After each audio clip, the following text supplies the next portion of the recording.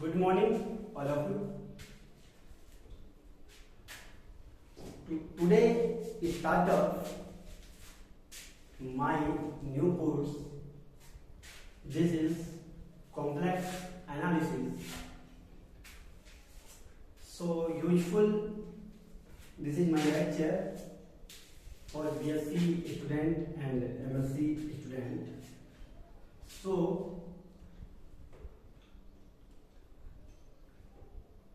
मेरा स्टार्टअप रहेगा कि आप लोग इस कॉम्प्लेक्स एनालिसिस की जो सीरीज है उसको अपने बीएससी और एमएससी के एग्जाम के लिए बहुत सी हेल्पफुल मिलेगी। इसलिए मैं बीएससी एमएससी तक ही नहीं, मैं थोड़ा सा बड़े लेवल की बात भी करता हूँ। जैसे इतना डीपली हम क्लियर नहीं बता पाऊंगा आपको कि मैं प्रॉपर आईआईटी जैम का प्रिपरेशन करवा रहा हूँ, बिल्कुल नहीं, ऐसा नहीं बोल रहा हूँ। लेकिन मैं जो तुम्हें प्रिपरेशन करवा रहा हूँ ये बीएससी एमएससी और आपको बेसिक लेवल में कॉम्प्लेक्स एनालिसिस को जो आपको सीखने का तजुर्बा जो आप सीखोगे उसके बारे में आपको बता रहा हूँ। तो स्टूडेंट, मैं टॉपिक स्टार्ट करने से पहले आपको बता देना चाहता हूँ कि सबसे इम्पोर्टेंट टॉपिक पूरी मैथमेटिक्स के पार्ट ऑफ व्यू से मैं देखूं अगर तो मैथमेटिक्स 2 टाइप्स की होती है, आपको मालूम है। एक तो होती है प्योर मैथमेटिक्स और एक होती है अप्लाइड मैथमेटिक्स। तो जो स्टूडेंट जो प्योर मैथमेटिक्स होता है उसको ऐसा नहीं पढ़ा जाता है जिस हिसाब से बहुत सारे लोग तैयारी करते हैं प्योर मैथ्स की। थोड़ा सा मुश्किल लगती है लोगों को, क्योंकि उसमें ज़्यादा थॉट जो होते हैं वो इमेजिनेशन बेस्ड पे थॉट होते हैं। और मैं आपको बता दूं कि जो हमें इमेजिनेशन थॉट हमें थोड़ा सा अपना इंक्रीमेंट करना होगा। बाद बाकी अप्लाइड मैथ आपको पता है कि फॉर्मूला लगाया, किसी भी इक्वेशन में कोई फॉर्मूला लगाया, उसको सॉल्व किया और वो हमारा आंसर निकल के आ गया। ये अप्लाइड मैथमेटिक्स है। ओके स्टूडेंट, सो ये ऑनलाइन सीरीज मैं स्टार्ट करने जा रहा हूँ और मैं आपको बता दूं कि मैं इस ऑनलाइन सीरीज के लिए सबसे बेहतर बुक बीएससी और एमएससी एचएनबी गढ़वाल समस्त उत्तराखंड और उत्तराखंड और यूनिवर्सिटी की बात कर रहा हूँ। सबसे बेस्ट जो बुक है मैं प्रगति प्रकाशन की बुक है, जिसमें गुप्ता और गोयल की ये बुक है। बड़ी जानदार बुक है, जानदार तो नहीं बोलूंगा लेकिन अच्छी बुक है। किसके लिए? आपके बीएससी और एमएससी के लिए, क्योंकि क्वेश्चन जो एग्जाम के पॉइंट ऑफ व्यू से जो क्वेश्चन बनते हैं वो इसी बुक से बनते हैं। तो बहुत सारे लोग अलग अलग बुक भी पढ़ सकते हैं। तो वैसे जानदार बुकों की बात करूंगा तो ब्राउन और चर्चिल कॉम्प्लेक्स एनालिसिस में सबसे जानदार बुक मानी जाती है। तो मैं स्टार्ट करने से पहले आपको बता देना चाहता हूं सबसे पहले what is number. Number start करने से पहले मैं आपको बता रहा हूं मेरा टॉपिक है नंबर, आपको दिख रहा होगा नंबर। देखो, मैं आपको बता दूं कि मैथमेटिक्स को ऐसा बिल्कुल ना समझे। Mathematics is a language, mathematics is a language, और जितना आप मैथ्स में डूबोगे तो उतना आपको मैथ के प्रति प्यार मिलेगा। और मैथमेटिक्स ऐसा सब्जेक्ट है कि जिसको पढ़ने से बड़ा रुचि बन जाती है हर किसी के। अगर कोई तरीके से पढ़े तो मैथमेटिक्स को बिल्कुल समझने की कोशिश करिए। और आपको कोई भी प्रॉब्लम होती है तो हमारे कमेंट बॉक्स में है, हमारा चैनल गुडविल इंस्टीट्यूट के नाम से है, और इसको आपको सब्सक्राइब वगैरह कर देना है, वो आपका काम है। बट हम आपको कुछ पैटर्न देंगे जिस पैटर्न से आपका बेनिफिट पक्का होगा। ये कॉम्प्लेक्स एनालिसिस की सीरीज चल रही है। मैं साथ में एमसीक्यू टाइप के क्वेश्चन भी कराऊंगा लास्ट में, वो बात की बात है। लेकिन सबसे पहले मैं आपसे पूछूंगा कि व्हाट इज नंबर। तो नंबर की जर्नी कहाँ से स्टार्ट हुई, और हमारे पास नंबर नहीं होते थे। अगर हमारा नंबर नहीं होते तो क्या क्या प्रॉब्लम हमें फेस करनी पड़ती है आज अगर नंबर नहीं होता। Okay, so start what is number. मैं आपको बता दूं, मैं अंकित अवस्थी MSc का स्टूडेंट हूँ मैथमेटिक्स का। तो मैं आपको बता दूं, अब मैं आपको स्टार्ट करने जा रहा हूँ what is number. What is number? Number आपने देखा भी होगा कि सपोज मैं आपको पूछता हूँ कि आपके पास कोई भी नंबर है ही नहीं, ठीक है ना, आपके पास कोई भी नंबर नहीं है, मतलब नंबर ना होने का मतलब जिसको हम जानते हैं 0 1 2 3 4 5 सो इनफाइनाइट टाइम्स, जितने भी हमारे पास आज तक के नंबर है वो नेगेटिव में हो पॉजिटिव में हो, हमारे पास कुछ नहीं है, हमें कुछ पता नहीं था। तो नंबर को कैसे जनरेट किया उन्होंने उस टाइम के, मैं उस टाइम की बात कर रहा हूँ जब हमारे पास एक भी नंबर नहीं था। तो आपको मेरी बात समझ में आ रही है ना? हाँ बिल्कुल ठीक है ना, ओके। इसके बाद मैं देखूंगा इसमें 0 1 2 3 4 5 6 तो जितने भी नंबर जो नए नए नंबर निकाले गए, उस नंबर का भी अपना जीवन में बहुत महत्व आया और काफी हमारी मुश्किलें थे जो वो बड़ी आसान हो गई मैथमेटिक्स के साथ। तो मैं ये कहूँगा, ठीक है। इसके बाद आपको मैं बता दूं, स्टार्टिंग अगर नंबर नहीं होते तो क्या होता? तो देखो हमारे पास, मैं बता दूं नंबर की स्टार्टिंग कहाँ से। नंबर की स्टार्टिंग सबसे पहले प्रकृति के अनुसार ही हमने नंबर्स को डिफाइन किया, और उस प्रकृति के हिसाब से हमने नंबर्स को कैसे डिफाइन करा वो भी देख लीजिए कि नंबर जो हम सबसे पहले नेचुरल नंबर जिसको कहते हैं हम उसकी स्टडी करते हैं। तो जो रिलेट होता है नेचुरल से, जो रिलेट होता है नेचुरल से, उसको हम नेचुरल नंबर कहते हैं। यही आपने सुना भी होगा। और जो नेचुरल नंबर जो होता है ये इनफाइनाइट नंबर होते हैं इसमें। तो मैं तुम्हें बता दे रहा हूँ सीधा यहाँ से। नेचुरल नंबर देखो, सबसे पहला नंबर आया था नेचुरल नंबर बड़ी मुश्किल थी उस टाइम का दौर, 0 नहीं था हमारे पास, तो नंबर बना देते हैं 1 2 3 so on। This is natural number 5। ये नेचुरल नंबर निकाला, जैसे ही हमारे पास नेचुरल आ गया, फिर मैथमेटिक्स में क्या हुआ, कुछ चीज आई वो फंसनी स्टार्ट हो गई, फिर नई चीज आई, फिर वो और मॉडरेट उसमें और मॉडिफाई किया, तो नई नई चीजें निकल के आ गई, ओके ना। n equal to natural number.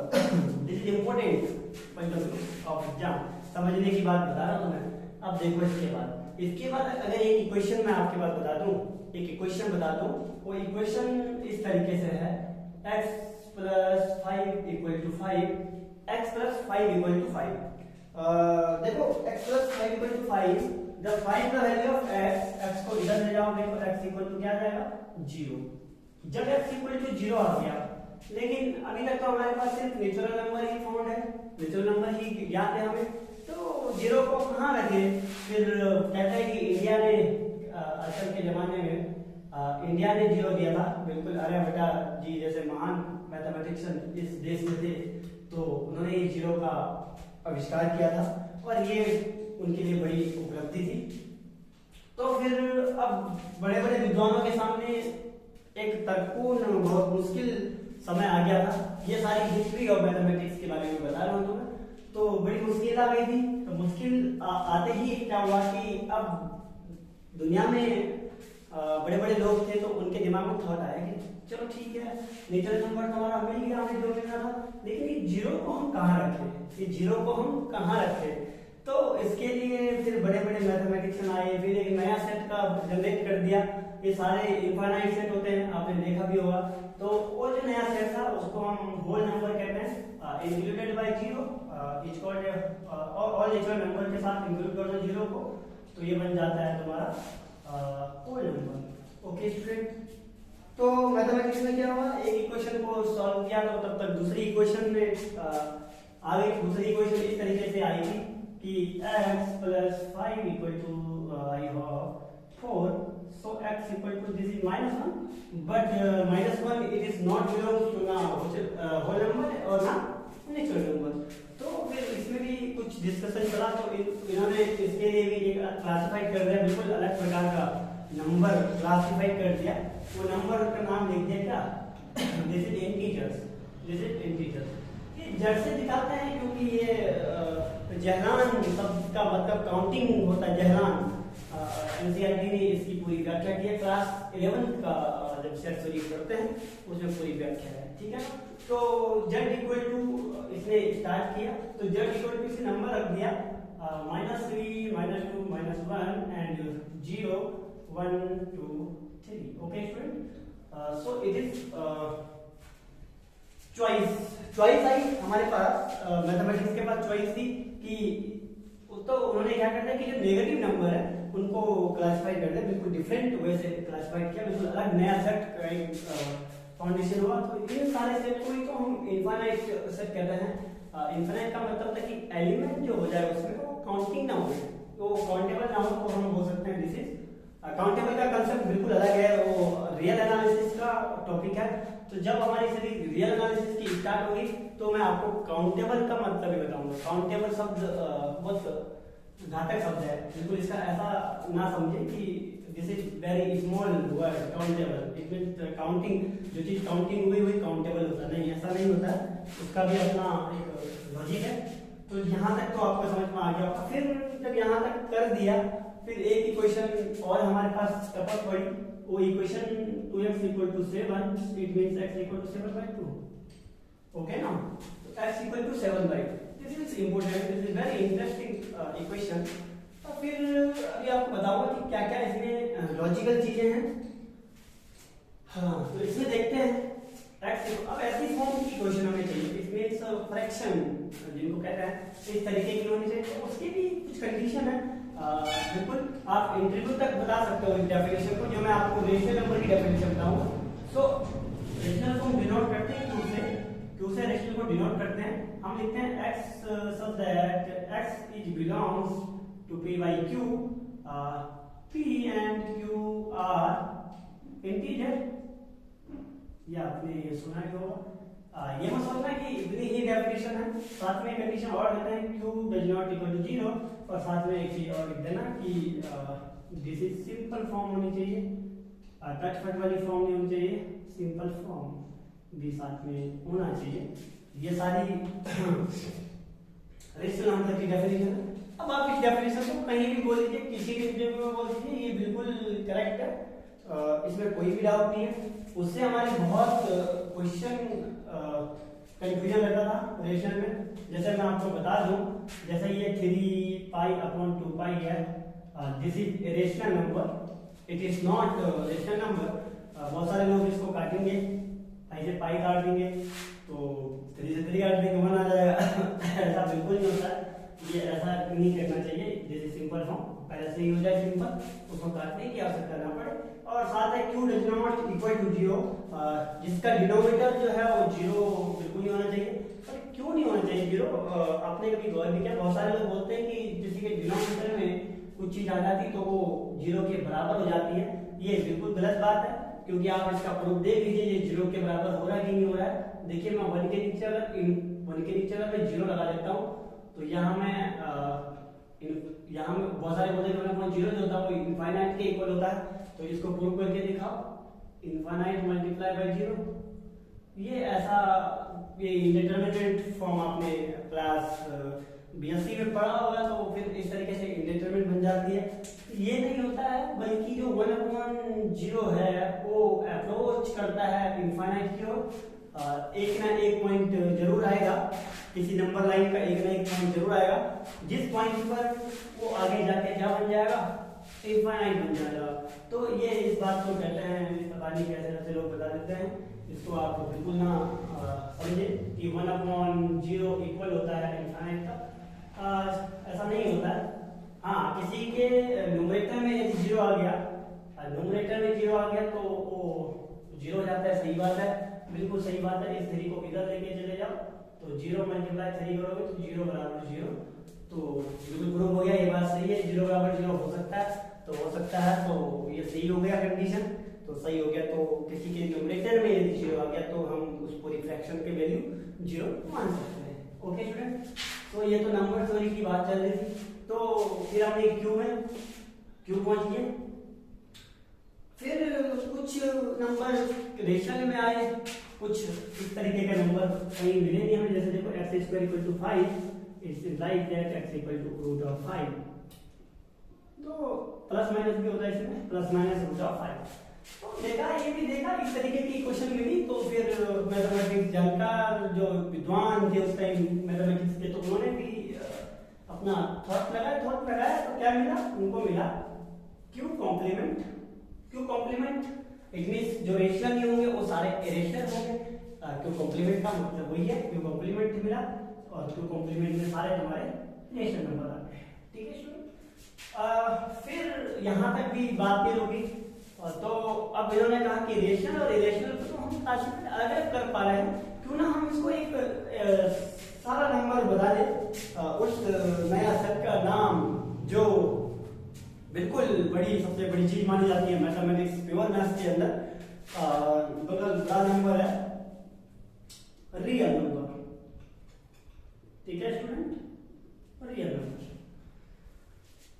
Real number में स्टूडेंट क्यू कॉम्प्लीमेंट को यदि हम यूनियन कर दें, सेट थ्योरी में आपने यूनियन पढ़ा है, तो अगर हम दोनों को यूनियन कर दें तो हमें सारे के सारे क्या मिल जाएंगे, रियल नंबर मिल जाएंगे। ठीक है ना, तो ये आपको मालूम है। जब आप यहाँ तक कहानी समझ गए, रियल नंबर तक आपको पता लग गया कि परिमेय और अपरिमेय संख्याओं के मेल को हम क्या बोलते हैं, वास्तविक संख्या कहते हैं या रियल नंबर कहते हैं। तो रेशनल और इरेशनल नंबर का यूनियन अगर ले रहे, यूनियन में तो सारे एलिमेंट आ जाते ना, और सारे एलिमेंट अगर आ गए तो इसका मतलब क्या है कि वो सारे नंबर जो होंगे वो क्या बन जाएंगे, नया नंबर, रियल नंबर। तो यहाँ तक की कहानी थी नंबर की। अब बात यहाँ तक भी नहीं बनी, कुछ किसी के दिमाग में तब तक एक इक्वेशन और आ गई। वो इक्वेशन क्वाड्रेटिक इक्वेशन थी, equal to 0, x square plus 1 equal to 0। Solve करोगे तो x square equal to minus का 1 और x इक्वल टू करोगे तो स्क्वायर रूट ऑफ माइनस का 1 प्लस माइनस। तो फिर इसको नाम दिया, आपने पढ़ाई हो क्लास 11 में, इसको नाम दे दिया आयोटा। आयोटा कहते हैं इसको, इसकी value square root of minus 1 होता है आयोटा की वैल्यू। तो आयोटा स्क्वायर जब तुम करोगे तो -1 और आयोटा की पावर 4 में करोगे तो 1 आ जाएगा। ये आपने मैथ्स में बेसिक मैथ में पढ़ा हुआ है, तो ये सारी चीजें पता होनी चाहिए।